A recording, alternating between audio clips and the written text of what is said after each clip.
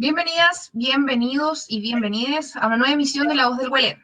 Soy Carla Sánchez, soy parte del equipo de La Voz del Huelén y estamos aquí para un nuevo programa, un capítulo de La Voz de la Ciencia, de donde difundimos información científica confiable y de manera cercana. Para quienes nos vienen acompañando, nuestros agradecimientos y agradecemos mucho que comenten y sus preguntas también. A quienes se nos vienen sumando, contarles que en todo caso hay preguntas sugeridas que pueden hacer y que pueden ir dejándolo en los comentarios. Hoy nos acompaña Álvaro Vélez, doctor en psicología clínica, para hablar de personalidad y adicciones, pero antes queremos recordarle que a Borja le quedan solo 94 días para que el tratamiento contra la atrofia muscular espinal tipo 1 le haga efecto. Borjita es un bebé hermoso de 1 año y medio, que está luchando con esta terrible enfermedad y su única esperanza es el medicamento más caro del mundo, el Zolgensma, que cuesta 2.1 millones de dólares, o sea, un poco más de 1.600 millones de pesos. El segundo problema es que el medicamento tiene que administrarse además antes de los 2 años para que funcione. A 93 días del límite se ha recaudado recién el 56% del total. Nos falta mucho. Por favor, únete a la lucha de Borjita y su carrera contra el tiempo. Toda ayuda sirve, incluso si no puedes donar dinero. Puedes difundir, donar como empresa si estás emprendiendo, o ponerte en contacto para ofrecer tu tiempo en voluntariado. La página oficial de la recepción de aporte es www.ayudemosaborja.cl. Gracias por su solidaridad. Entrando en materia, les recuerdo que pueden dejar comentarios. Vamos a insistir mucho en esto porque la idea es que puedan todos participar. Dejando preguntas para que nosotros podamos hacerlas a Álvaro al final del programa. Bueno, ahora sí. Hoy nos acompaña Álvaro Vergés, doctor en psicología clínica de la Universidad de Missouri, docente e investigador, jefe del programa de doctorado de psicología de la Universidad Católica de Chile, coordinador de estudios longitudinales en el Instituto Milenio para la Investigación en Depresión y Personalidad, premio de contribución investigativa actual por la Sociedad Científica de Psicología de Chile. Álvaro, gracias por acompañarnos. Bienvenido. Gracias a ustedes por la invitación. Encantado de estar aquí. Vaya, qué currículum. qué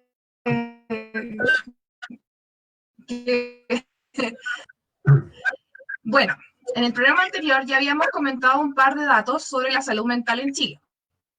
Específicamente, el 15,8% de la población con síntomas depresivos, según la última encuesta nacional de salud. Segundos en alza de tasa de suicidios durante los últimos 15 años, según un estudio de la OMS. Y para redondear el escenario, de acuerdo al informe de la OEA del año pasado, también somos el segundo país con inicios más tempranos en consumo de drogas. Hoy queremos que nos ayudes a analizar varias aristas de esta realidad. Pero partamos un poco con contexto. Cuéntanos un poco sobre cómo es ser investigador de psicología en Chile y qué te motivó a seguir esta línea de especialización. Bueno, yo antes de empezar a dedicarme de lleno a la investigación, porque siempre tuve un interés, ¿no? Pero antes de ir a estudiar, por ejemplo, el doctorado, yo trabajé harto tiempo en clínica. Entonces trabajé atendiendo personas con problemas de consumo de sustancias. Y ahí me di cuenta de la necesidad de hacer más investigación en Chile. Nosotros en general tratábamos de hacer un esfuerzo por estar más o menos al día con la investigación, ¿no? Pero era bien claro, bien evidente que la mayor parte de la investigación sobre este tema y la mayor parte de la investigación que nos resultaba útil, ¿no? Venía de otros países, ¿no? Evidentemente, viniendo de otros países hay ciertas cosas que no se ajustan al contexto de nuestro país, ¿no? Un ejemplo muy concreto que yo siempre doy para ilustrar esto es que la pasta base de cocaína, que es una sustancia que genera muchos problemas, no es tan prevalente como el consumo de alcohol, obviamente, o de tabaco, pero tiene un cierto grado de prevalencia en nuestro país y en general se asocia a problemas muy serios, ¿no? Pero tiene la particularidad que es una sustancia que se consume principalmente en Sudamérica. Y por lo tanto, a los países desarrollados en Estados Unidos, Europa, no es un tema para ellos, por lo tanto no hay investigación sobre eso. Si tú Claro. buscas información sobre pasta base, te vas a encontrar con que es mínima comparada con la información que hay sobre otras sustancias, sobre otras drogas, ¿no? De consumo que son más prevalentes en el hemisferio norte. Entonces, trabajando con eso, viendo eso, me di cuenta de que era importante hacer investigación y saber investigar para poder encontrar respuesta a las preguntas que nos iban surgiendo que eran propias de la realidad chilena, ¿no? En ese sentido, tú me preguntas, bueno, ¿cómo es ser investigador en Chile? Es bien apasionante, ¿no? Porque se ve la necesidad, uno conversando también con colegas, surgen inmediatamente un montón de preguntas de investigación. Y también, junto con ser apasionante, es bien desafiante, ¿no? Porque Claro, no hay tanto donde buscar. claro, hay déficit de recursos, ¿no? No hay muchos recursos destinados a investigación en Chile, cada vez, no es que vayan disminuyendo, pero se han mantenido muy estables en el tiempo, no han aumentado a pesar de que hay más investigadores, ¿no? Y eso evidentemente genera dificultades porque hace que de alguna manera nos tengamos que dedicar más a competir que a colaborar. El campo reducido, Es un básicamente. punto que exactamente. Sí.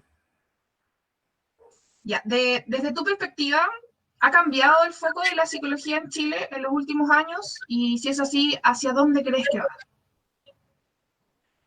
Yo diría que el cambio central que se ha producido en las últimas décadas tiene que ver con esto que te comentaba, de que Ujú. hay más personas investigando, eso es evidente, ¿no? Eh, en algún momento hubo un aumento muy significativo en el número de becas para doctorado, tanto a nivel nacional como internacional, y yo pude ir a estudiar afuera gracias a eso, ¿no? Y eso implicó también un aumento bien importante, ¿no? En recursos humanos especializados para investigar. Lo que genera una mayor masa crítica, ¿no? Cuando tú tienes más personas investigando, en el fondo, eso permite un montón de cosas, a pesar de que yo te decía, hay trabas, dado que esto no va de la mano con mayores recursos, ¿no? Nos hace competir. De todas formas, la motivación central de los investigadores es siempre a colaborar, ¿no?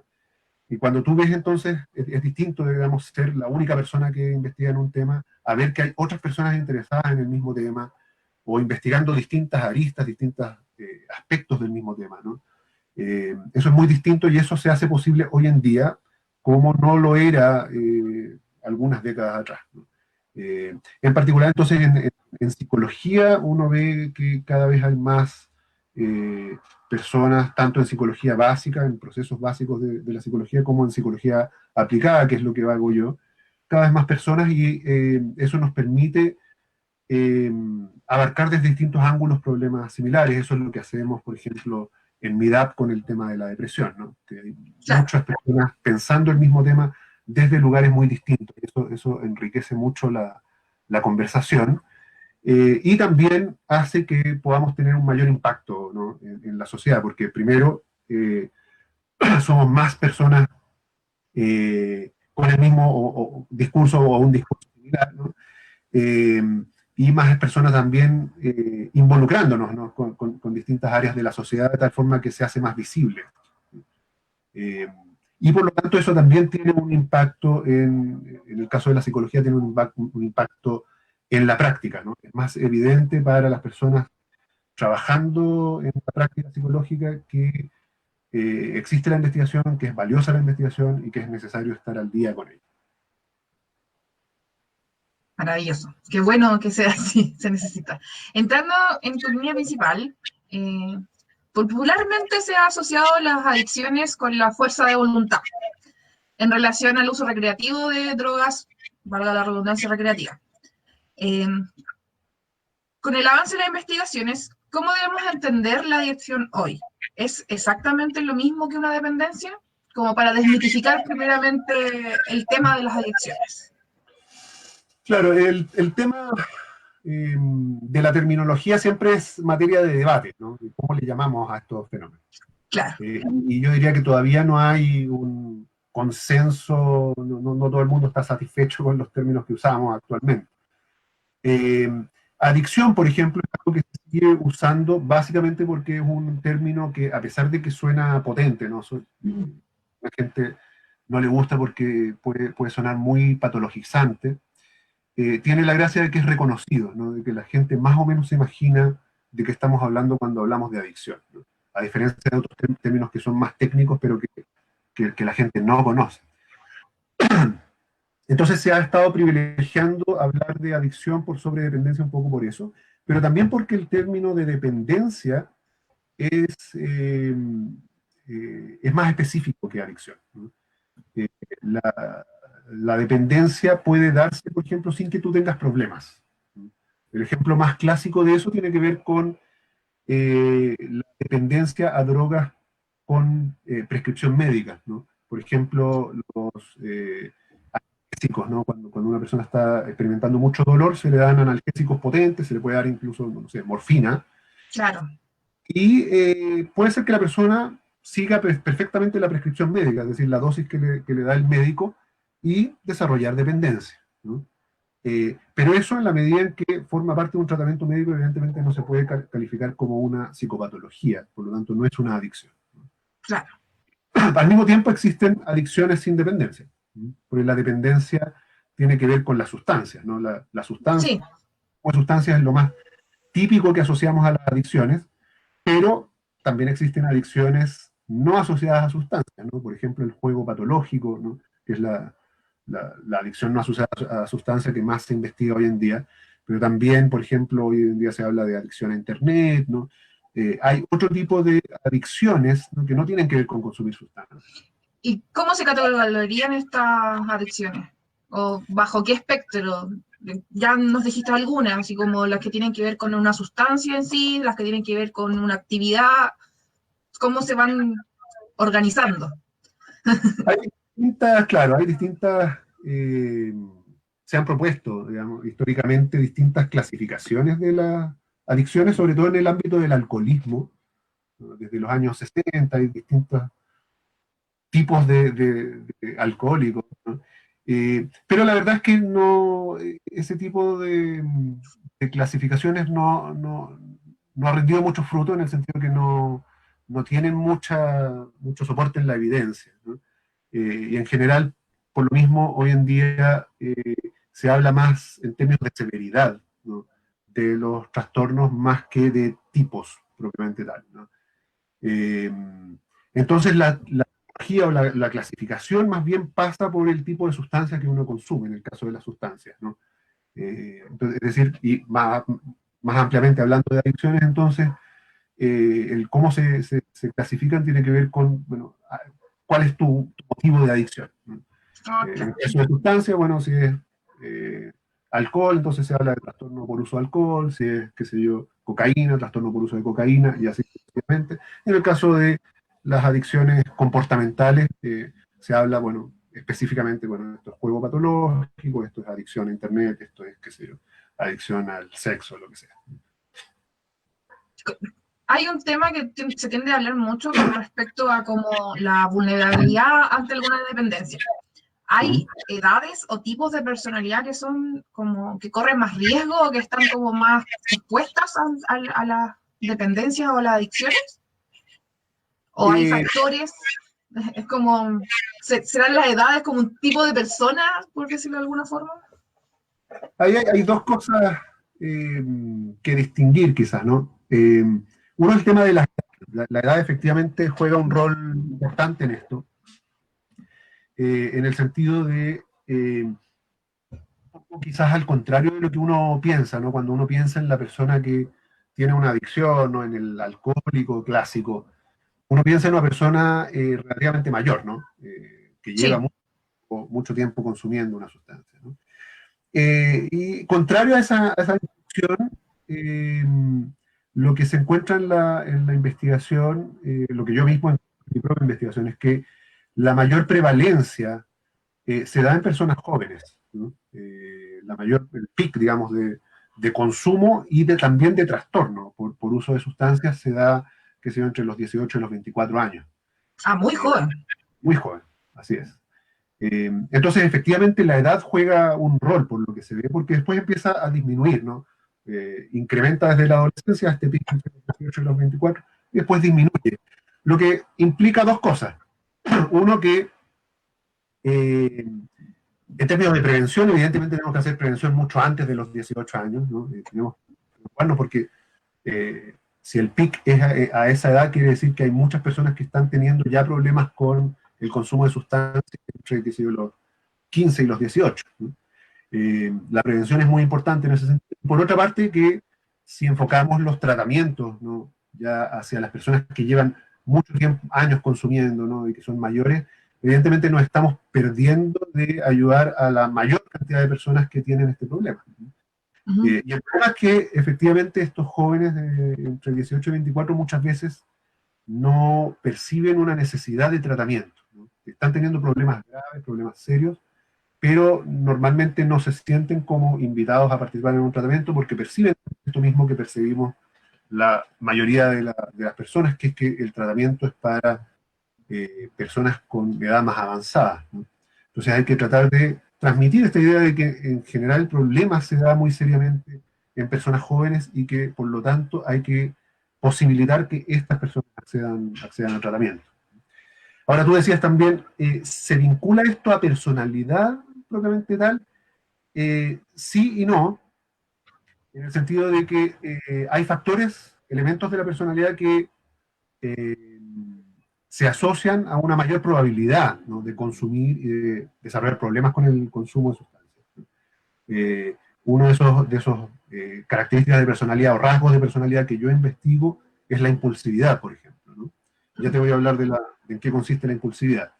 Pero lo importante es decir que eso no implica que haya algo que se hablaba hace décadas atrás también en la literatura, y que mucha gente que no conoce tanto el tema sigue pensando, ¿no? Es que existe un tipo de personalidad adictiva. No sé si tú has Claro, escuchado. que es como una persona que tiende a caer en las adicciones. Así es. Eso no existe, ¿no? Un perfil Ya. específico de la personalidad adictiva no existe. Eso es importante también considerarlo porque lleva a mitos, ¿no? Lleva a la idea de que, bueno, todas las personas con adicciones son iguales, ¿no? Todas las personas con adicciones se parecen así mucho. No es así, ¿no? Si yo no tengo ese perfil, entonces yo estoy libre, no me va a pasar este problema, tampoco es así, ¿no? Como te digo, hay algunos rasgos de personalidad que se asocian a esto, pero que no configuran en sí una personalidad adictiva. Entonces lo que sí pasa con los jóvenes, ¿no?, es que da la impresión de que tienen sobre todo, por ejemplo, en el ámbito de la universidad, ¿no? Pasa que tienen una rutina que no está muy estructurada, ¿no? Entonces, una hipótesis para explicar por qué la prevalencia disminuye pasado, digamos, estos 24 años y cada vez empieza a disminuir más. Una de las explicaciones posibles es que en la medida en que las personas empiezan a trabajar, en la medida en que las personas tienen que hacerse cargo de una familia, qué sé yo, ese tipo de cosas restringen la posibilidad de consumir tan libremente, digamos, a cualquier hora, en cualquier circunstancia, ¿no? O sea que la estructura sería buena para Efectivamente, claro. evitar las adicciones. Así es, ¿no? Tener un estilo de vida o una rutina más estructurada, efectivamente, es un factor protector para este tipo de cosas. Igual tiene como un poco de, puede ser hasta como medio extraño, sabiendo que a nivel educacional se viene con una estructura súper rígida hasta que se llega a la universidad donde esto pasa a ser como a manos del estudiante. ¿Sí? Podría ser como esta pérdida del control o de efectivamente tener el control el que genere esta mayor como incidencia o riesgo de caer en una adicción.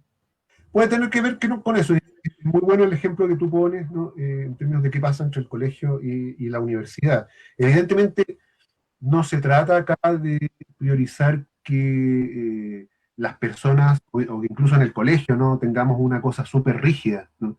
No se Sí. trata de plantear que en la universidad debería ser así, sino más bien que desde el colegio, ¿no? Las actividades de prevención e incluso la estructura misma de los colegios debería propiciar la autonomía, ¿no?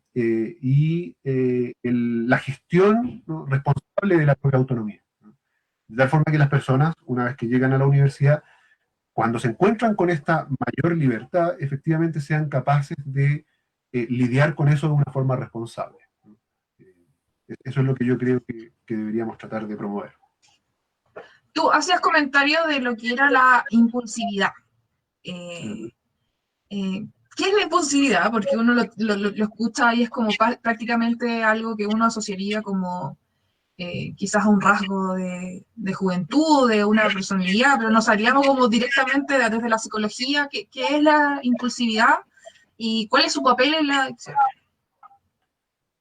La impulsividad es un rasgo de la personalidad, efectivamente, ¿no? Como tal, es una tendencia, una predisposición a comportarse de ciertas maneras, ¿no? Que es relativamente estable, ¿no? Entonces se mantiene más o menos a lo largo del tiempo, aunque en la población esto tiende a aumentar durante la adolescencia, un poco en consonancia con el tema del consumo de sustancias, ¿no? Aumenta durante la adolescencia y después tiende a disminuir un poco, pero la persona que es impulsiva tiende a seguir siendo más o menos impulsiva, ¿no? A lo largo del tiempo, a lo largo de los años.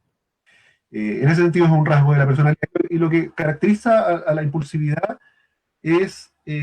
son varias cosas, ¿no? Porque la impulsividad también tiene que ver con varias dimensiones, ¿no? Uno de esos es el hecho de actuar sin planificar mucho, ¿no? Actuar sin premeditación, ¿no? Es lo que normalmente uno reconoce como algo impulsivo. Chuta, hice algo, no lo pensé bien y ahora me Claro, arrepiento, ¿no? Eso tiene mucho que ver con la impulsividad. hice antes de pensar. Exactamente. Pero también hay veces en que las personas sí piensan, ¿no? Pero dentro de su toma de decisiones, dentro de su estilo para tomar decisiones, tienden a privilegiar el corto plazo sobre el largo plazo, ¿no?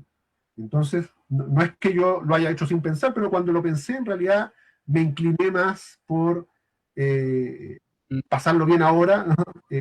Más que el pensar un poco más responsablemente en, bueno, cuáles son las consecuencias, ¿no?, que voy a tener mañana o durante la semana con esto que estoy haciendo ahora. Claro. También entonces tiene que ver con un estilo de toma. Y también tiene que ver con la falta de perseverancia, ¿no? El hecho de decir, me gustaría poder concentrarme en esta tarea y estar en esto, qué sé yo, toda la semana haciéndolo, pero finalmente no lo logro y tiendo a abandonar las cosas que me propongo más o menos rápidamente. Y finalmente tiene que ver esto también con lo que se llama, y que pasa harto con los adolescentes, ¿no?, que es la búsqueda de sensaciones, ¿no? Eh, la búsqueda de novedades.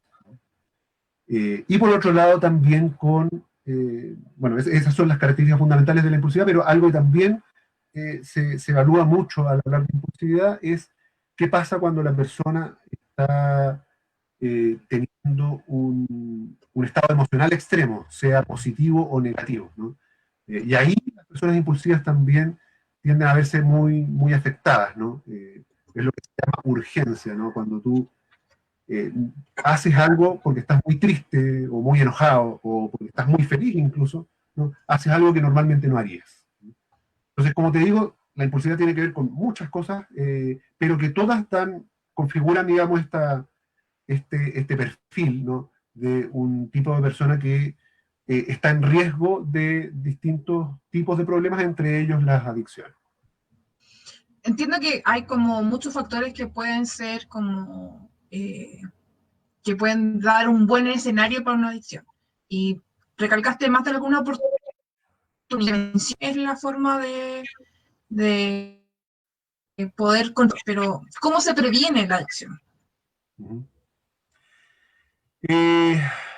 La adicción se previene con varios tipos de acciones, ¿no?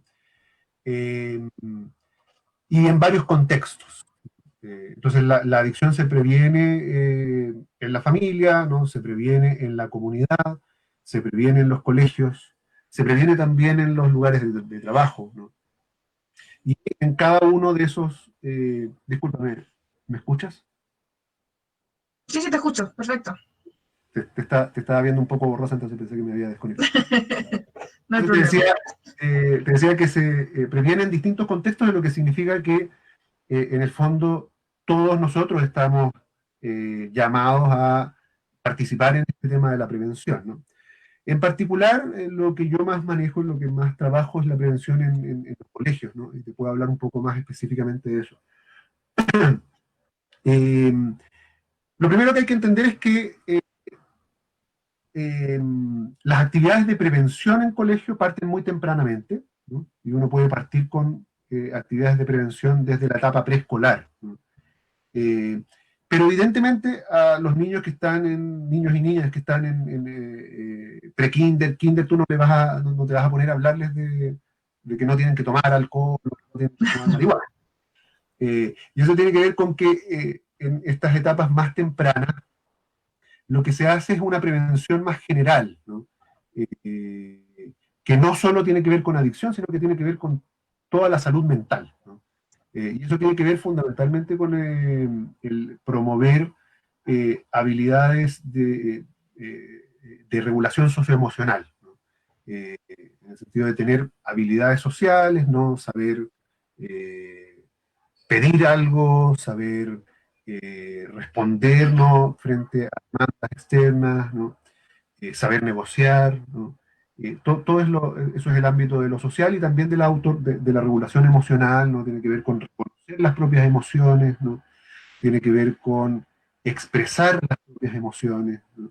Eh, Tiene que ver con, bueno, cuál es el canal adecuado para expresar y transformar en conducta las emociones, ¿no? Todo eso, ¿no? Que evidentemente no tiene que ver específicamente con las adicciones, finalmente tiene un impacto, ¿no? En el largo plazo que ayuda a disminuir la prevalencia de este tipo de problemas. Y bueno, ya más avanzado, ¿no? Ya cuando llegamos a la adolescencia, evidentemente uno puede empezar a trabajar el tema eh, de las drogas, digamos, con nombre y apellido. Y ahí lo que se trabaja tiene que ver con varios aspectos. Uno de ellos es eh, eh, trabajar sobre las creencias, ¿no? Lo que se llama las expectativas, ¿no? Eh, ¿Qué creo yo que me va a pasar si es que consumo? Eh, voy a tener consecuencias positivas, ¿no? Lo voy a pasar muy bien, ¿no? Voy a experimentar placer, me voy a volver más sociable, ¿no? O voy a tener consecuencias negativas, ¿no? Me voy a sentir deprimido, eh, eh, voy a perder el sentido de la realidad, qué sé yo, ¿no? Es trabajar con eso y tratar de, no necesariamente de alimentar una cosa artificiosa, ¿no? Donde las drogas son todas malas, ¿no? Y puro daño y no, nada Claro, el positivo, satanizar. el satanizar, sino que más bien tratar de encontrar una perspectiva más o menos balanceada y realista, ¿no? De las cosas positivas que efectivamente podrían darse, pero también de la mano de varias cosas negativas, ¿no? Y qué decisiones son razonables en función de eso, ¿no? Eso con las expectativas, ¿no? Lo otro tiene que ver con, siguiendo un poco también en la línea de habilidades sociales, en cómo yo me manejo, ¿no? En un ámbito, en un mundo donde hay muchas personas que consumen, ¿no? Si mi decisión, por ejemplo, es no consumir, ¿qué hago, ¿no? Frente a mis pares cuando ellos consumen, ¿no? Eh, Muy vinculado a eso se trabaja harto con lo que se llama las normas, ¿no? La norma subjetiva, ¿no? Que es cuál es mi percepción respecto del consumo de los demás, ¿no? Porque lo que se ha encontrado es que cuando yo pienso que todos los demás andan consumiendo, es muy probable que yo consuma. Pero si tú les muestras a los adolescentes que eso no es tan así, ¿no? Que hay muchas personas, muchos adolescentes, muchos jóvenes que en realidad no Que no consumen consumen. o que consumen muy moderadamente, eso te cambia la perspectiva y te disminuye la presión interna de que yo soy el único raro que no lo hace, ¿no? Mm.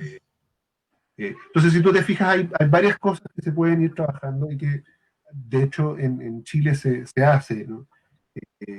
O se intenta hacer, digamos, para prevenir el consumo en el ámbito particular del colegio, aunque te insisto que ese tipo de cosas también se pueden trabajar en otros contextos, como en la familia, ¿no? En las comunidades, qué sé yo.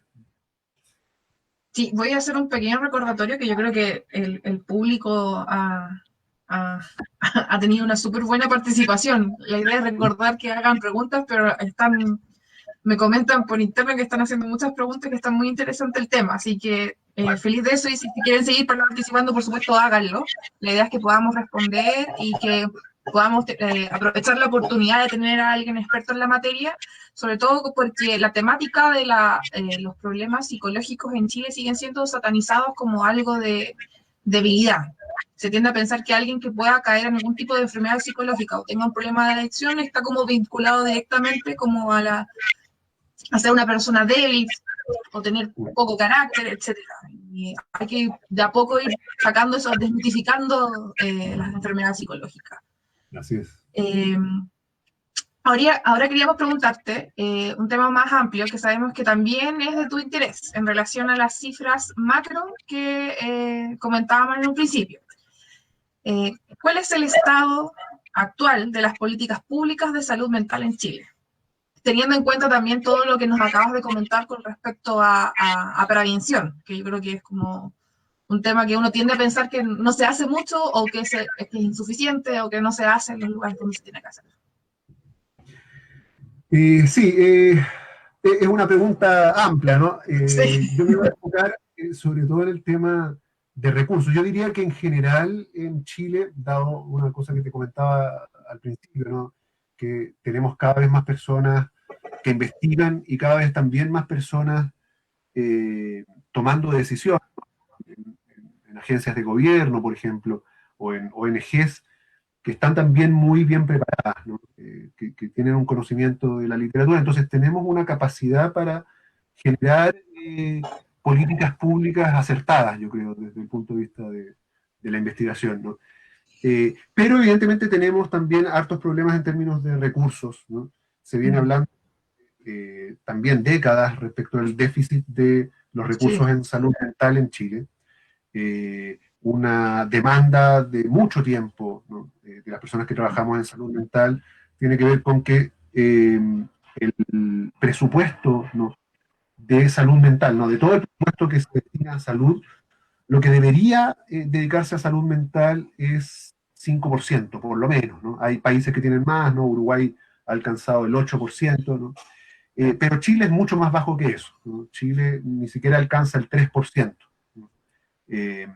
Y eso es muy poco recurso. Evidentemente no alcanza para la demanda creciente que tenemos de servicios en salud mental. Y a pesar de todos los esfuerzos técnicos, ¿no? De todos los esfuerzos humanos que se hacen, evidentemente no damos abasto. Y dentro de este déficit presupuestario que es bien dramático, ¿no? eh, pasa que probablemente bien intuyes, el presupuesto en prevención es aún menor, ¿no? Entonces, la mayor parte del presupuesto de salud mental se destina a tratamiento, ¿no? Se destina a dar servicios, ¿no? Directos a las personas en términos clínicos, ¿no? Pero se destina muy poco a hacer prevención en cualquiera de los contextos que te mencionaba, ¿no? Eh, y eso evidentemente se traduce en que terminamos con altas tasas, ¿no? de problemas de salud mental en un sistema de tratamientos, ¿no? Que tampoco termina siendo suficiente, ¿no? Entonces se termina, digamos, en una especie de círculo vicioso, ¿no? No tenemos suficiente presupuesto, pero más encima destinamos ese presupuesto fundamentalmente al tratamiento cuando deberíamos hacer un esfuerzo mayor en la prevención, justamente para que no se nos desborden los, los sistemas de tratamiento clínico. claro. En ese sentido queda mucho por hacer, ¿no? Tenemos un nuevo plan de salud mental en Chile, ¿no? Hace poco salió ese plan, pero ese plan está vinculado a un aumento presupuestario y todavía el aumento presupuestario no está fijado por la autoridad. Así que tenemos que seguir insistiendo en eso. Ojalá que no solo las personas directamente que trabajan en este tema, sino que ojalá la comunidad, ¿no? La ciudadanía, tome este tema como un tema fuerte, ¿no? y que salga, digamos, en el debate público. Perfecto. Antes de pasar a las preguntas del público, que me mandaron varias, parece que está on fire el tema. Quería hacer una pregunta que, si bien no tiene relación con como el tema de políticas públicas, es algo que nos llamó la atención de tu currículum y de que también es parte de las cosas que se debería hablar más dentro de lo que significa salud mental en general, investigación sobre todo, es la pregunta de que el año pasado expusiste en el Open Science Framework. ¿Nos puedes contar de qué se trata y sus implicancias? Porque es algo que creo que es súper destacable y que sería bueno que la gente conociera del tema. Sí, encantado de hablar de eso. Es un tema que efectivamente me apasiona harto. Open Science tiene que ver con, bueno, es ciencia abierta, ¿no? Es un movimiento que ha venido produciéndose en ciencias sociales, ¿no? Pero bien motivado por la investigación en psicología, y que es relativamente reciente, ¿no? Y la idea tiene que ver con que nos hemos encontrado con que la ciencia, la investigación científica ha venido siendo poco transparente en distintos sentidos, ¿no? Entonces, como tú sabes, los investigadores normalmente publicamos, ¿no? Nuestros resultados en revistas especializadas, ¿no? Y ahí la idea es que uno cuente con cierto detalle qué fue lo que hizo en su investigación y qué fue lo que encontró. Sin embargo, ese formato, ¿no? de divulgación de la investigación científica está un poco obsoleto en el sentido de que no permite dar cuenta realmente de qué fue lo que pasó, por un lado. Y por otro lado, hay muchos investigadores que abiertamente no son suficientemente transparentes en contar qué fue lo que hicieron, ¿no? Entonces, la idea de Open Science tiene que ver con generar la mayor transparencia posible, ¿no? De tal forma de que sea clarísimo qué fue lo que tú hiciste y sobre todo qué fue lo que planeabas hacer desde un principio, ¿no? Antes, digamos, de empezar el proyecto, y qué fue lo que terminaste haciendo, ¿no? Porque muchas veces pasa que en una investigación uno proyecta hacer algo y después hay algunas cosas que cambian, ¿no? Pero eso no se cuenta necesariamente con tanta claridad en las publicaciones científicas, ¿no? Entonces, una de las ideas de Open Science es, por ejemplo, registrar con antelación, ¿no? en un sitio abierto, ¿no? Esto es lo que yo pretendo hacer, de tal forma que no publique en una revista especializada, la persona que lea eso pueda ir a mi registro previo y decir, sí, efectivamente, lo que él dijo que iba a hacer, lo hizo, o los cambios, lo que terminó haciendo, que es distinto de lo que pensaba proyectar en un principio, lo dijo explícitamente, ¿no? Y dijo las razones de por qué cambió, ¿no? Eso tiene tremendas implicancias porque se ha encontrado en psicología que muchos estudios en los que se creía mucho, ¿no? que se confiaba en esos resultados, resulta que no son replicables, ¿no? Eso es lo que se llama la crisis de replicación en psicología y en ciencias sociales, ¿no? Se encuentra que muchos resultados de investigación tú los vuelves a tratar de realizar siguiendo los mismos métodos y resulta que no encuentras lo mismo. Y parece que no encuentras lo mismo por esto que yo te comentaba, que los investigadores no fueron suficientemente transparentes porque cambiaron algunas cosas y no explicitaron eso en su reporte de investigación.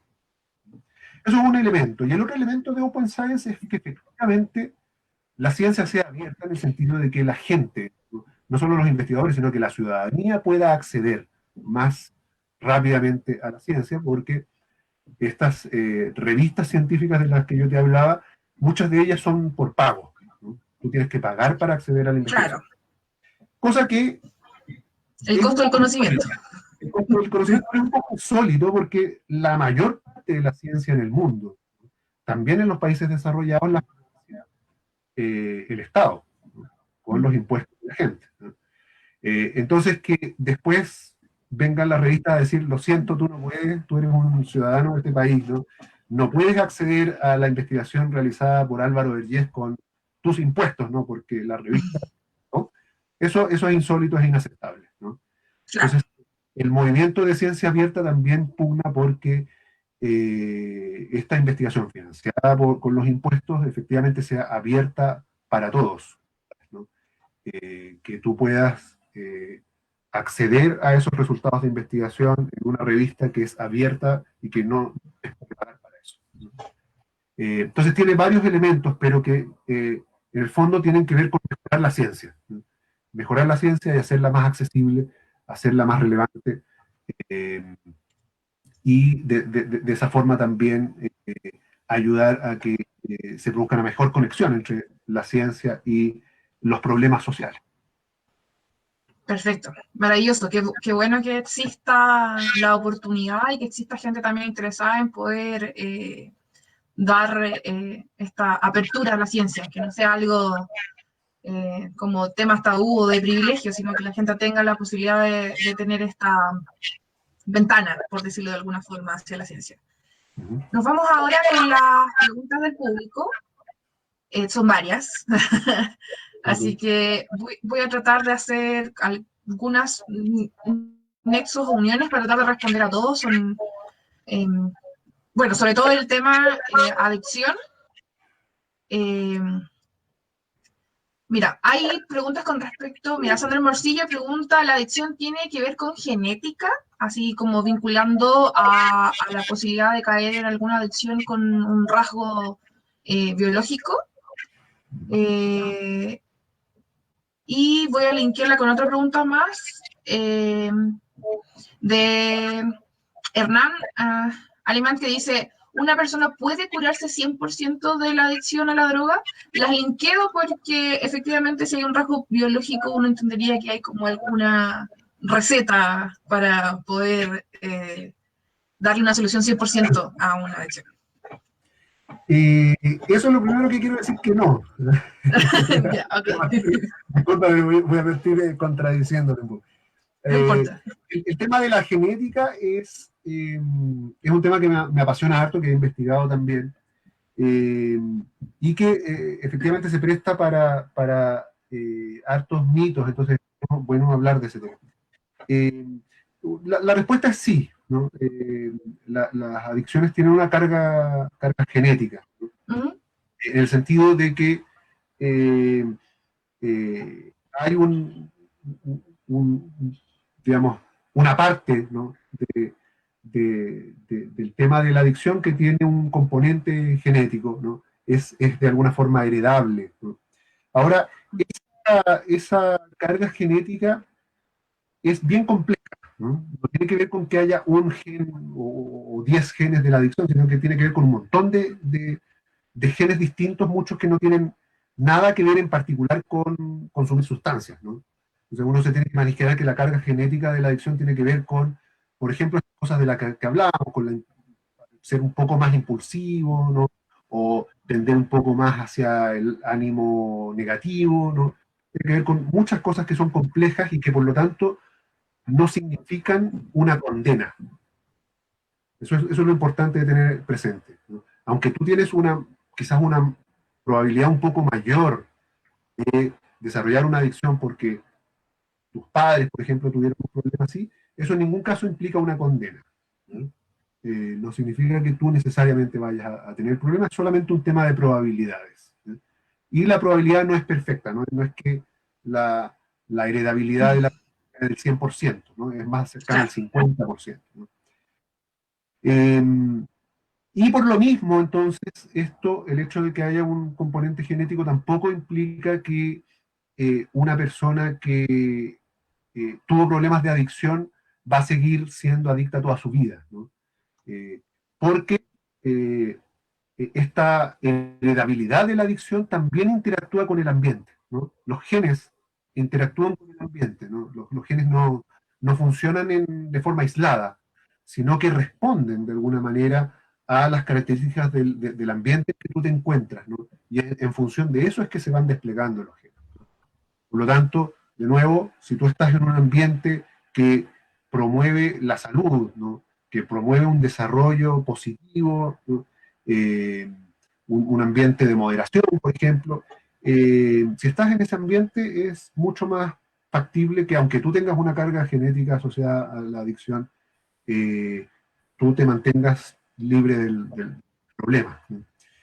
Entonces, respondiendo más con precisión la segunda pregunta, ¿no? Esto Claro. tiene cura. Eh, sí, hay tratamientos que son efectivos, ¿no? Entonces, una persona que ha desarrollado problemas de adicción, incluso más severos relacionados con esto, perfectamente en un tratamiento adecuado puede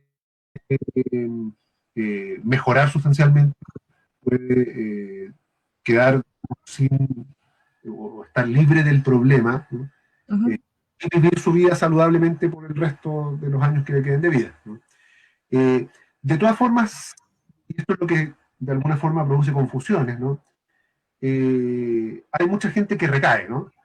Que Sí, después de un tratamiento exitoso, ¿no? Dejó de consumir y pasa el tiempo y vuelve a consumir, ¿no? Y eso muchas veces se toma como que fue un fracaso o como que falló el tratamiento. en realidad la persona no tiene vuelta, ¿no? Claro. Esa es la interpretación.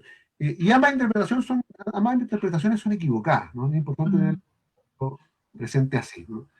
Y ahí, en ese sentido, una buena comparación tiene que ver con eh, el tratamiento para las enfermedades crónicas, ¿no? Por ejemplo, el tratamiento para la diabetes, ¿no? Tú te tomas una cierta medicación, ¿no? Y pues, si sigues el tratamiento, digamos, vas a estar bien, ¿no? Y puedes estar bien y saludable por el resto de tu vida, ¿no? Sí, Eh, sí, es el tratamiento. pero si no sigues el tratamiento, evidentemente tú vas a estar mal, vas a tener una crisis, ¿no? Diabética. Y normalmente la gente cuando se informa de eso, ¿no? No lo interpreta como que el tratamiento fracasa, ¿no? Claro, Si tú dejas el tratamiento de la diabetes y tienes una crisis, no significa que el tratamiento no funciona, al contrario, significa que el tratamiento sí funciona. claro. Lo mismo pasa con el tema de las adicciones, ¿no? Si tú, posterior al tratamiento, ya no tienes problemas con el consumo de sustancias, estás funcionando bien, y si sigues, ¿no? Utilizando las habilidades que aprendiste, si sigues con un estilo de vida saludable, ¿no? De acuerdo a lo que lograste desarrollar durante el tratamiento, si sigues con eso te vas a mantener bien, ¿no? Pero si te desvías, ¿no? Y empiezas a hacer cosas distintas de las que lograste al final del tratamiento y después recaes, ¿no? Eso no es un fracaso del tratamiento, no tiene que ver con que el tratamiento funcionó, sino que necesitas un refresh, ¿no? Necesitas Un posiblemente refuerzo. volver, claro, volver a involucrarte con un tratamiento, quizás es muy posible que esta vez sea más fácil incluso, ¿no? Pero no es que el tratamiento haya fracasado y no es que tú seas un caso perdido, ¿no? Al Claro, contrario, significa que el tratamiento fue exitoso y en este momento necesitas reforzarlo, ¿no? Y si lo haces bien, probablemente va a ser exitoso de nuevo. Eso hay que tratar de entender con el tema del tratamiento de la conducta adictiva. claro. Mira, hay varias preguntas relacionadas con el tema de drogas recreativas o legalización de la marihuana. Esta ¿No? pregunta las voy a hacer como juntas para poder ir respondiendo a todas. Dice Sandra Morcilla, dice, como psicólogo, ¿cuál es tu postura con la legalización de la marihuana? Si consumes alcohol o marihuana solo, ya no social, esto es un paso, como es un paso a la adicción, como acercándose a la adicción. ¿No? Eh, y la otra pregunta que quería decir, que está también relacionada con esto. Ay, se me fue, son muchas preguntas. Dice, Freddy Galindo pregunta, hablas de consumo responsable, ¿a qué te refieres? Ok. Eh, a ver, parto por el tema de la marihuana. El tema de la marihuana es extremadamente complejo, ¿no? Eso es lo primero Sí. que hay que decir. Entonces, mi respuesta puede ser no del todo contundente, ¿no? Eh, yo diría, en principio, un poco para jugármela que no quede como que estoy negando el tema. En principio yo estoy en contra de la legalización, entendiendo sí varias cosas, ¿no? Que la legalización no es un todo o nada, ¿no?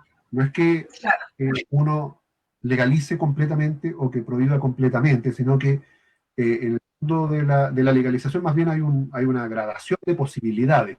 ¿Ya? Entonces nadie está por legalizar absolutamente la marihuana.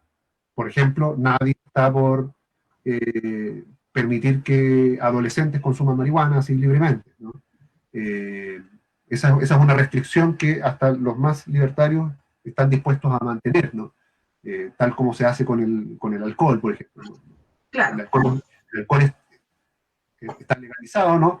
Pero no está absolutamente legalizado porque una persona menor de edad no puede acceder, ¿no? Entonces tiene ciertas Sí. regulaciones, ¿no? Y Las que sea legal regulaciones, no quiere decir que no se pueda provocar una adicción a ello también. exactamente, también. Entonces, el tema con la marihuana, ¿no? Tiene que ver con, bueno, exactamente dónde vamos a poner esta restricción, ¿no? Eh, y da la impresión de que el mundo se está moviendo hacia una menor restricción, ¿no? De lo que hemos tenido hasta ahora. Pero yo soy partidario en general de innovar poco en relación a eso, ¿no? Primero porque en Chile tenemos una legislación que es dentro de todo razonable, ¿no? La marihuana está despenalizada en su consumo, ¿no? Tú no vas a la cárcel por consumir marihuana, cosa que es muy razonable. Y por otro lado, las medidas que se están implementando en otros países, todavía falta, a mi juicio, estudiarlas en sus impactos, ¿no? Eh, un modelo que a mí me parece bastante razonable en principio es el de Uruguay, ¿no? A diferencia del modelo de Estados Unidos. El modelo de Estados Unidos de liberalización es muy comercial, está muy motivado Sí, por económicos, ¿no? Y está muy movido por el ámbito económico más que por el ámbito de salud pública. Entonces no es un modelo que a mí me gusta. Me parece más razonable el modelo uruguayo, que sí está inspirado en una lógica de salud pública y que tiene que ver con decir, eh, esto no es completamente legal, porque no es que los privados puedan ponerse con negocios de venta de marihuana libremente, ¿no? Es el Estado el que regula. claro. Eh, y el Estado entonces provee a personas que están previamente inscritas para esto. Como digo, es un modelo que me parece bastante razonable, ¿no? Pero que hay que estudiarlo, ¿no? Es una innovación y por lo tanto hay que estudiar muy bien, hay que dejar algunos años para ver muy claramente si esto funciona o no. Y tenemos esa ventaja, ¿no? Tenemos la ventaja de que Uruguay se lanzó al agua primero y está haciendo este experimento, ¿no? Y yo creo que tenemos que ver los resultados de eso antes de tomar una decisión en Chile de si seguimos este paso o no. Eh, esa es mi posición. Como digo, Ujú. mi posición no es tajante porque justamente está basada en que no sabemos lo suficiente, ¿no? Quizás si el modelo uruguayo efectivamente cumple con las promesas de decir, bueno, estamos disminuyendo el narcotráfico, por ejemplo, ¿no? Estamos haciendo que la gente consuma una marihuana de mejor calidad, estamos por lo mismo también manteniendo relativamente bajos los niveles de consumo. Si eso es así, yo estaría encantado de seguir eh, ese ejemplo, pero insisto, nos falta información para tomar decisiones y sin información es complicado porque estamos, y significa que estamos tomando determinaciones un poco a ciegas. Eso en relación a la marihuana. Y la segunda pregunta, que está muy vinculada con esto, tiene que ver, bueno, ¿es la marihuana o alguna otra droga es puerta de entrada para el consumo de drogas más fuertes? ¿No? Tenía que ver un poco con eso, ¿cierto? Claro, Eh, la respuesta es que no, la evidencia no apunta tanto a eso, ¿no? No hay suficiente evidencia para sostener esa idea, porque la idea de la puerta de entrada consiste en que el consumo de una sustancia, por ejemplo la marihuana, es la causa, de alguna forma, de que yo consuma una droga distinta como la cocaína, qué sé yo, ¿no? Eh, ese vínculo causal no está plenamente establecido en la literatura, ¿no? Evidentemente, la gente empieza primero a consumir un cierto tipo de sustancias que están más a la mano. La gente empieza a consumir alcohol o empieza a consumir tabaco, marihuana, y la gente que de alguna forma está más predispuesta o tiene una mayor búsqueda de sensaciones, de novedad, ¿no? O qué sé yo, o tiene riesgo o mayor vulnerabilidad psicosocial, ¿no? Se mete en otras drogas más de menor prevalencia, ¿no? Como la cocaína, la pasta base, qué sé yo. Pero eso tiene que ver con la prevalencia, con que una droga está más disponible que otra. No tiene que ver con que una droga sea el consumo de una droga sea la causa de otra, ¿no? Entonces, para poner o para llevar ese argumento de la puerta de entrada al absurdo, ¿no? Uno podría decir, bueno, entonces la primera sustancia que uno consume es el agua o la leche, ¿no? Entonces la leche va a ser para consumir jugo, y el jugo va a ser la puerta de entrada para consumir Coca-Cola, y la Coca-Cola va a ser la puerta de entrada para consumir alcohol. Evidentemente eso es absurdo, no tiene sentido. Claro. Uno consume, ¿no?, a lo largo de la vida cosas que están a la mano, ¿no? Y si uno se mete en una cierta senda, va consumiendo cada vez sustancias que son más marginales, ¿no?, o menos prevalentes. Pero no es que el consumo de una sustancia cause, ¿no?, el consumo de otra. Eso es lo que te puedo decir al respecto. Entonces, la marihuana no es que va a hacer consumir drogas de otras más fuertes, entre comillas, pero sí tiene riesgos de otra índole. Claro. Te pregunto, antes de continuar con las preguntas del público, porque en verdad son muchas, ahora seguí bajando y me di cuenta que son muchas. Si tienes el tiempo disponible para poder responderlas, si no te las enviamos para que las puedas responder posteriormente en una publicación. No sé qué te acomoda más, porque en realidad parece que el tema surtió con mejor efecto de lo que habíamos imaginado. Me parece muy bien, esa es la idea. Yo creo que podemos responder algunas, también si tú tienes el tiempo, sí, podemos por responder supuesto, algunas sí. más, y después quizás quedamos con las que queden para responder por escrito. Sí, porque durante estaba respondiendo a estas preguntas aparecieron más aún, así que sí, abrió nuevas ventanas. Okay. Mira, dice, bueno, aquí hay algunos alumnos que aparecieron. Dice, hola, profe, sobre adicciones también. Cuando el consumo de sustancias cambia o modifica los circuitos, sistemas de recompensa, ¿es posible lograr cambios sobre el consumo de la misma? Esto lo pregunta Andrés Maza.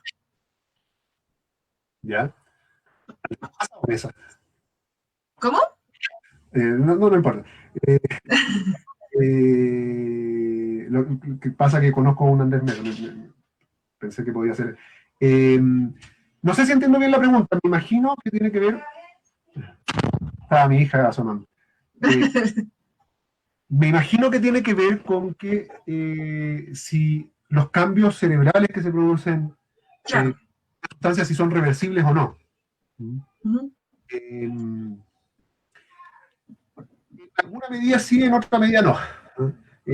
Hay cambios cerebrales que efectivamente son reversibles, sobre todo varios que tienen que ver con un daño. Hay daños que efectivamente hasta cierto punto se pueden revertir, ¿no? Es la medida que la persona permanezca en abstinencia por un buen tiempo. Pero hay otros cambios que son más o menos permanentes, al menos son de bien largo plazo, ¿no?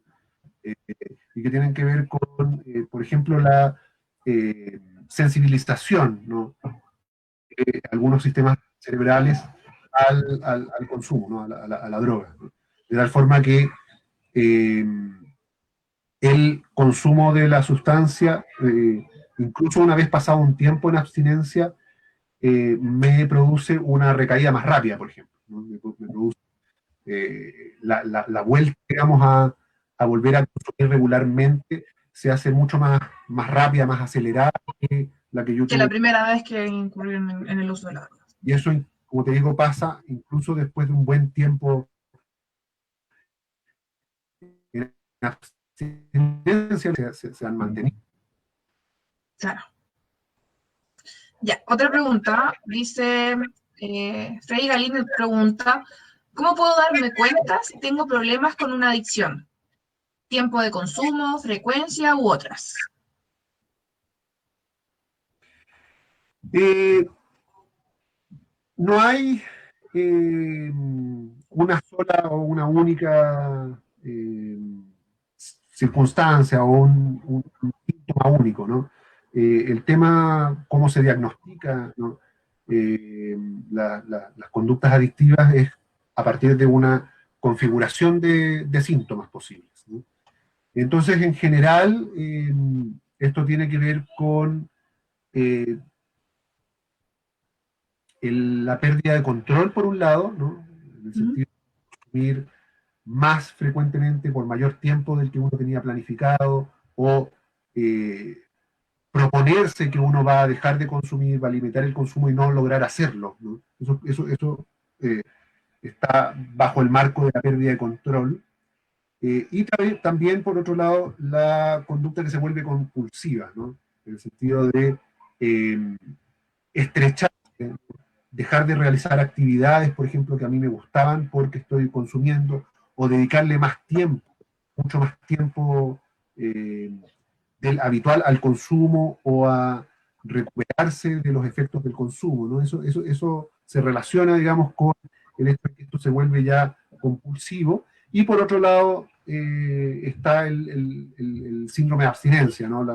La digamos, de signos que apuntan a un malestar, ¿no? Físico y psicológico, ¿no? Que se produce en el momento en que uno deja de consumir, ¿no? Entonces, en la medida en que uno tiene algunos de estos indicadores, ¿no? Uno puede empezar a hablar, bueno, quizás acá hay un problema, ¿no? Y por lo tanto tengo que consultar a un especialista para evaluar, ¿no? Lo mismo si es que se trata de un familiar, por ejemplo, ¿no? Si yo veo que mi familiar está consumiendo cada vez más, ¿no? Se nota que ya no está teniendo control de lo que consume, ¿no? A pesar de que se pone a hacer una cosa, hace otra, cada vez dedica más tiempo a esto, cada vez está pensando más en esto. Entonces yo puedo hacerme la idea, digamos, de que esto está significando un problema y por lo tanto digo, bueno, tenemos que consultar a un especialista. Perfecto. Francisco Millar pregunta, ¿crees que se debería conversar abiertamente con niñas o niños sobre las drogas y sus efectos? ¿O simplemente hay que limitarse a decirles que las drogas son peligrosas? Dice, lo pregunto porque suele ser un tema tabú. Uh-huh. Esto, como en la vida, depende, digamos, de la edad de Claro. niño o niña, ¿no? Mm. Eh, y esto se va dando un poco naturalmente a lo largo del desarrollo. Eh, en un principio, los niños, niñas, preguntan, por ejemplo, ¿y por qué esa persona adulta, papá, mamá, tío, abuelo, toma alcohol, por ejemplo? ¿Y por qué yo no puedo consumir? ¿No? Entonces, ahí es recomendable quizás no entrar en tanto detalle, ¿no? Eh, Sino más bien decir, bueno, esto es algo que no es seguro para un niño hacerlo, ¿no? Pero un adulto lo puede hacer, ¿no? Y digo no entrar más en detalles, ¿no? O mucho más en detalles, porque eh, algo que te comentaba en algún momento es que es el tema de las expectativas, ¿no? Los Claro. niños de temprana edad ya se van formando expectativas respecto al consumo. Eh, entonces, a pesar de que no hayan consumido nunca alcohol, ya se hacen una idea de cuáles son los efectos positivos y negativos del consumo.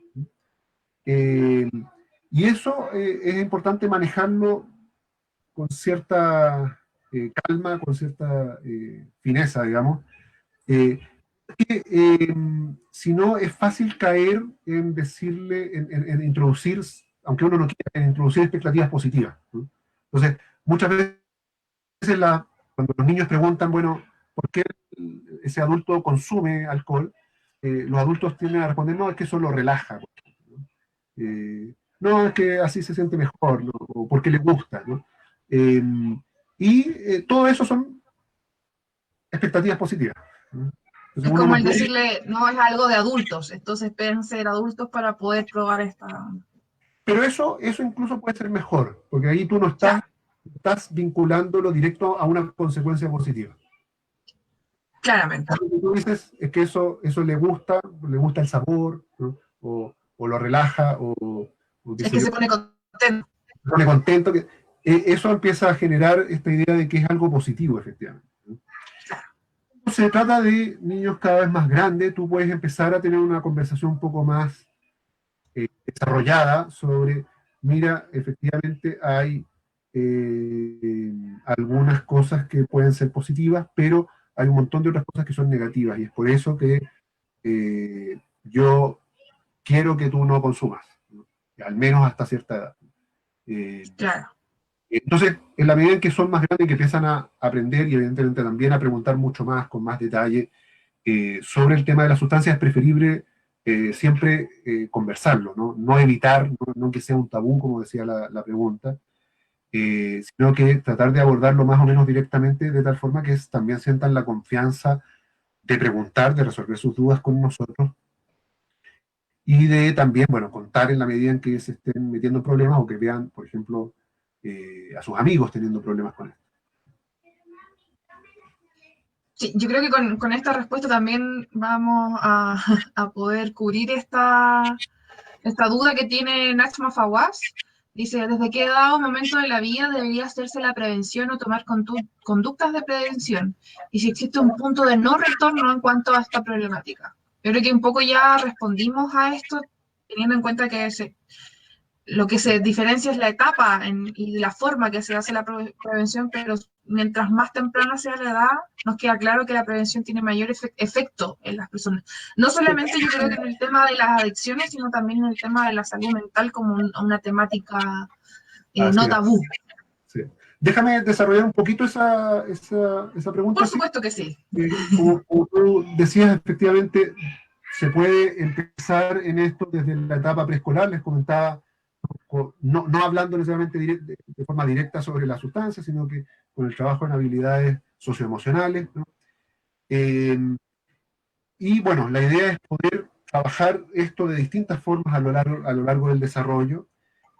Nunca hay un punto de no retorno, siempre hay algo que se puede hacer, pero evidentemente mientras más tarde, más probabilidades hay de que ya las personas hayan empezado a consumir o que incluso ya tengan problemas. Y por otro lado, pasa que mientras más crecen los jóvenes, mientras avanzan en la adolescencia, más difícil es para los adultos tener una influencia sobre ellos, ¿no? Por ejemplo, para los papás, ¿no? Los papás rápidamente se dan cuenta, chuta, yo antes, mi hijo, mi hija me escuchaba y me escuchaba, digamos, pero ahora ya que tiene, no sé, 16, 17 años, ya no es tan así, ¿no? Escucha más a sus amigos. Y eso forma parte del desarrollo, ¿no? Del desarrollo natural, ¿no? Claro. No significa que sea imposible para un papá a esa edad, ¿no? Tener una conversación importante sobre estos temas, pero tenemos que hacernos la idea de que mientras más crecen, efectivamente hay otro natural, Es un digamos, que proceso de largo aliento. en el mundo, claro, y que tengan otras personas que influyen en ellos, ¿no? Y por lo Claro. tanto, nuestro momento crucial de influir es un poco más temprano. Ya. Sandra Morcilla pregunta, ¿el estrés es un gran gatillador de adicciones hoy? Buena pregunta.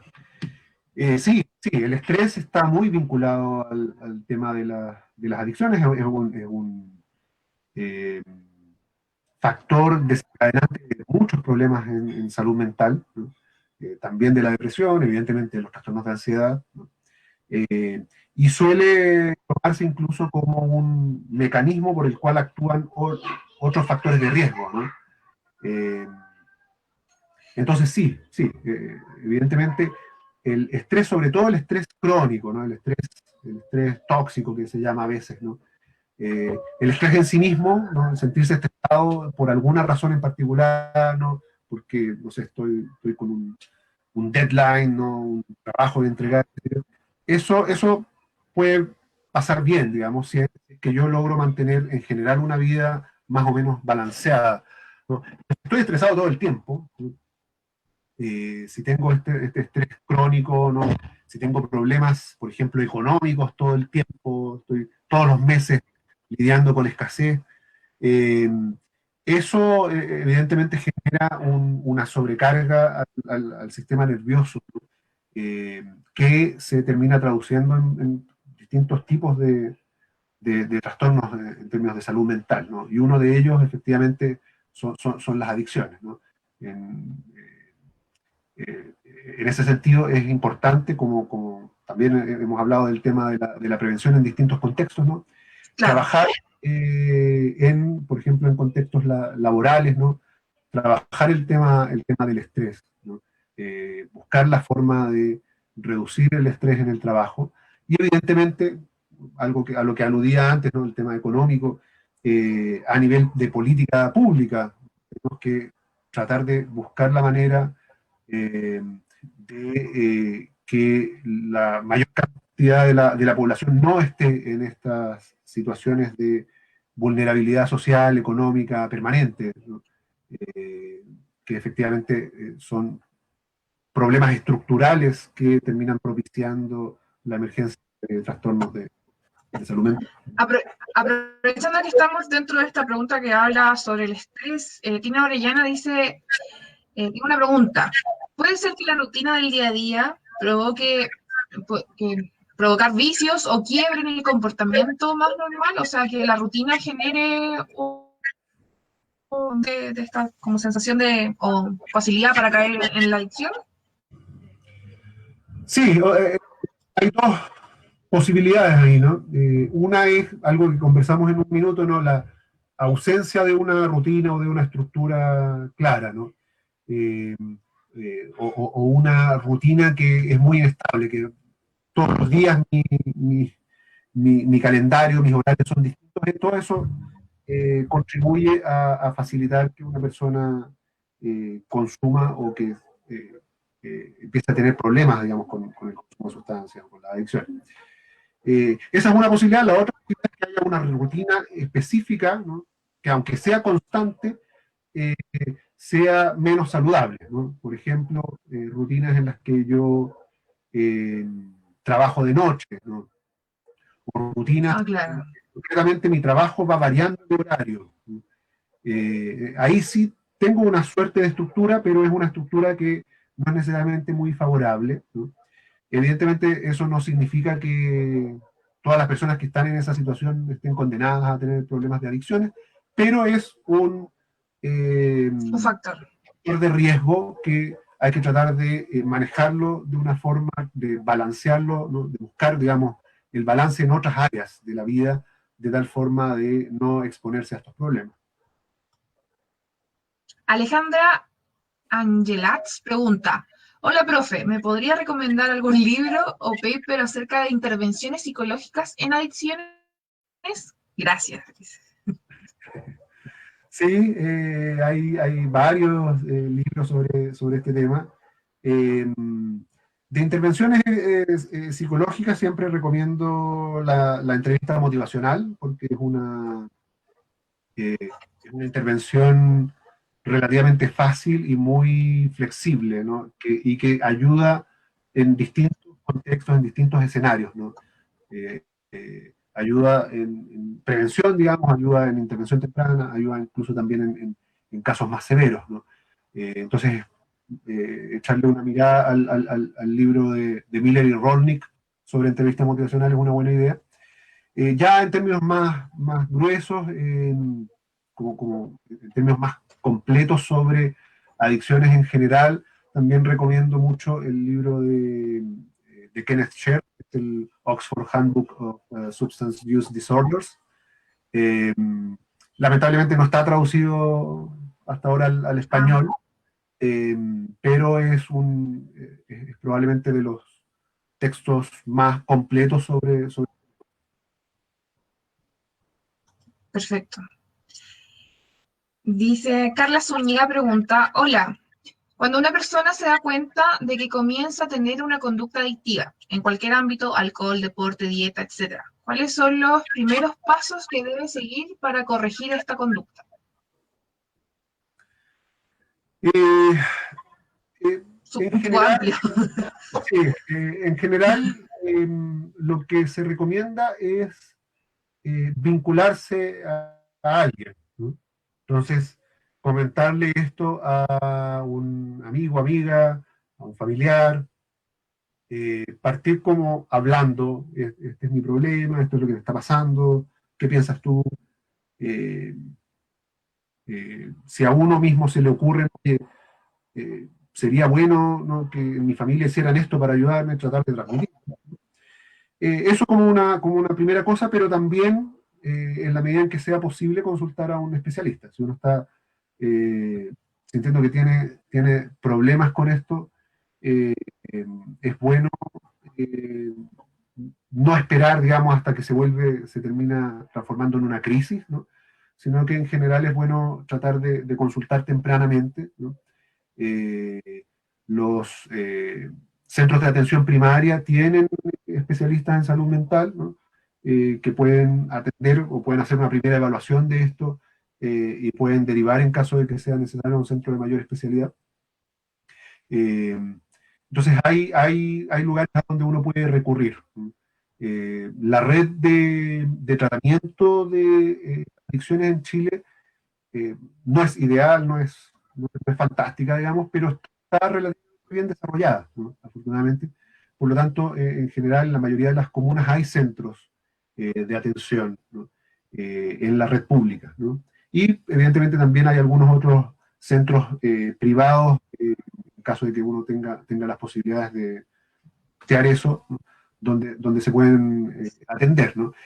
Si alguien tiene la duda así específica, tengo esta situación, ¿no? Esta es mi situación en términos de problemas, pero también en términos de qué es lo que puedo costear o dónde me atiendo yo. Lo invito a que me envíe que me trate de contactar, me envíe un correo. Mi información de contacto está en la página de la Escuela de Psicología de la Universidad Católica, y muchas veces se acercan personas, me escriben personas preguntando por este tipo de cosas, y yo estoy encantado de darles mayor información. Buenísima, buen dato, sobre todo sabiendo que hay como un tabú con respecto al tema del costo de la salud mental y del acceso a la salud mental. Y tenemos la última pregunta, hecha por Pamela Peñalillo. La cultura juega un papel fundamental en el tema de la adicción en cuanto a cómo se establecen los límites sociales para decir si hay o no una adicción. No sé si lo desarrollé bien la pregunta. Y si la cultura juega un papel fundamental en el tema de la adicción en cuanto a cómo se establecen los límites sociales para decir si hay o no una adicción. Sí, la cultura ciertamente que tiene un rol fundamental en todo esto, ¿no? De partida, eh, por mucho hablábamos de la genética en algún momento, ¿no? Sí. Yo te decía, bueno, la genética interactúa con el ambiente, ¿no? Y acá hay un ejemplo muy claro, ¿no? Yo puedo tener la máxima predisposición genética al alcoholismo, por ejemplo, pero si vivo en un país, no sé, en unos países algunos de los países de Medio Oriente, por ejemplo, donde está absolutamente prohibido el alcohol, ¿no? Y no hay ninguna posibilidad, yo no voy a ser alcohólico, ¿no? Claro. Porque no tengo acceso, ¿no? En las adicciones siempre una de las variables centrales tiene que ver con el acceso. Eh, entonces es una cultura en que este tipo de cosas están más presentes, ¿no?, en distintos lugares, en distintos contextos, evidentemente hace más posible que más personas desarrollen este problema. Y eso tiene que ver tanto con el acceso así concreto, material, ¿no? Tengo una botillería al frente, como con el tema social, que es lo que apuntaba la pregunta, es decir, que está más aceptado, ¿no? Es más normal, por ejemplo, que una persona, no sé, consuma en la calle, o que alguien llegue curado a una fiesta, ¿no? Todo eso afecta, ¿no? Entonces, en la medida en que tratamos de desarrollar también una cultura, ¿no?, más saludable, ¿no?, donde no todas las reuniones sociales tienen que pasar por el alcohol o las drogas, ¿no?, donde uno perfectamente podría estar casado sin vino, por ejemplo, ¿no? En la medida en que uno desarrolla una cultura más saludable en ese sentido, bien contribuye no solo a que uno, sino que a la comunidad entera esté menos predispuesta a estos problemas, ¿no? Asimismo, otro ejemplo de la cultura que es importante, que a mí me gusta repetirlo harto, tiene que ver con el Internet, las redes sociales, ¿no? Hoy en día se habla harto de la adicción a Internet. Nos salió un documental que está muy comentado sobre este tema, ¿no? En Netflix. Y un elemento que juega un rol central al respecto es justamente la norma, ¿no? Eh, Históricamente las grandes epidemias de adicciones, ¿no? Se producen, ¿no? Por ejemplo, la epidemia del gin en Reino Unido, ¿no? La epidemia del opio en China, se producen cuando no hay normas sobre el consumo, ¿no? Cuando se introduce una nueva sustancia en un país o una nueva forma de consumir una sustancia antigua como en el opio, ¿no? La epidemia del opio se produjo en China cuando se introdujo la tecnología de fumar el opio, porque el opio comido era histórico y nunca había habido grandes problemas, ¿no? Claro. Entonces, produce un cambio en el consumo, ahí no hay una norma, la sociedad no tiene normas claras de dónde, cuándo, con quién se consume esta sustancia. Y en estos contextos entonces se produce una epidemia. Lo mismo pasa entonces con las redes sociales, con el uso del celular hoy en día, ¿no? Estamos en una sociedad que se introdujo tecnología nueva muy rápidamente y que no hemos tenido el tiempo para desarrollar normas, ¿no? Por ejemplo, en una reunión, ¿está apropiado, es razonable que yo esté mirando el celular, ¿no? Claro. Si me siento a comer con gente y me suena el celular, ¿está de acuerdo a la norma que yo lo agarre y vea quién me escribió? Sobre eso tenemos que desarrollar normas y tenemos que tratar de ponernos de acuerdo culturalmente, tratando de limitar, ¿no? Y decir, no, el celular no es aceptable en todos los contextos, ¿no? Y eso en sí mismo es algo que puede perfectamente ayudar a que disminuya, digamos, esta presión y esta compulsión, digamos, que, que en muchos casos se transforma en una adicción al Internet o a las redes sociales. Perfecto. Quería hacer una breve reflexión, que es lo que me deja de esta entrevista, y un poco sacar el ejemplo del consumo de tabaco. En su momento el tabaco se promocionó como si fuera una sustancia que no solamente te hiciera sentir placer, sino además te da un estatus. Con el tiempo hubo estudios, hubo investigación con respecto a los efectos que tenía no solamente en adultos, sino en niños y embarazadas, y se ha ido restringiendo su consumo a pesar de que es legal. Yo creo que hoy en día las adicciones tienen que ver mucho con lo que acabas de precisar, que es que no se norma con respecto a las sustancias, o se norma con respecto a las sustancias sin tener conocimiento de ellas y sus efectos. Yo creo que hoy en día la adicción tiene tanto espacio porque precisamente las cosas llegan al acceso de todos antes de saber lo que provoca en el resto. Y en ese sentido yo creo que hay que dedicar tiempo y hay que dedicar espacio a este tipo de conversaciones para poder tener conocimiento sobre las cosas que pueden afectarnos y de qué manera nos pueden afectar. Álvaro, te queremos agradecer el tiempo que te tomaste para compartir con todos, con todas y con todos, los de La Voz de la Ciencia. Ha sido por lejos la entrevista con más interacción con la audiencia, lo cual nos hace sentir sumamente felices, porque esto quiere decir que esta pequeña ventana de la ciencia hacia las personas está dando resultados, y desde ya te dejamos súper invitados a conversaciones futuras. Y además queremos pedirle a la audiencia que deje sus comentarios sobre el programa y sobre futuros temas. Creemos que, al menos desde el punto de vista de la Voz del Guarén, nos gusta mucho la idea de la interacción con la gente y que la ciencia no sea un tema de unos pocos, sino de todos. Porque yo creo que a todos nos afecta, así que es muy bueno saber que tenemos el espacio y además tenemos gente que es disponible, por eso agradecemos mucho tu participación, de compartir esto que para nosotros puede ser algo muy extraño o muy poco conocido, y hacerlo desde una conversación coloquial y desde una conversación explicado en humano, no en científico, que tiendo a decir yo, que está un poco alejado de la gente. Muchas gracias. Muchas gracias. Encantado, como te decía, de participar. Felicitaciones al equipo de La Voz de la Ciencia, un excelente programa y un espacio maravilloso para poder comentar sobre lo que hacemos, ¿no? Y para poder difundir estas cosas que son tan importantes, ¿no? Muchas gracias. Gracias, Álvaro. Además, no olvidemos a Borjita y unámonos en su lucha. Pueden encontrar la información en nuestro perfil. Esta campaña sigue, todavía hay poquito menos de 100 días para poder aportar y ya saben, están todos los canales en nuestro perfil para que puedan seguir con nuestra campaña. Dar un aviso súper importante. Nosotros, La Voz del Huelén, tiene más de un espacio de programa en streaming y además de La Voz de la Ciencia, existe La Voz de Hoy, que se transmite en vivo pasado mañana, el día miércoles, a las 20 horas, donde nos acompañará Fabián Padilla, periodista fundador de Fast Check, Enrique Núñez, docente e investigador en periodismo y noticias falsas, y una querida conocida nuestra, divulgadora científica y conductora de un programa para el combate de las noticias falsas, la doctora en inmunología, Marcela Gatica, para conversar sobre los paparruchadas o noticias falsas. La Voz de la Ciencia seguirá en 3 lunes más con el capítulo especial en torno al plebiscito y ciencia y constitución.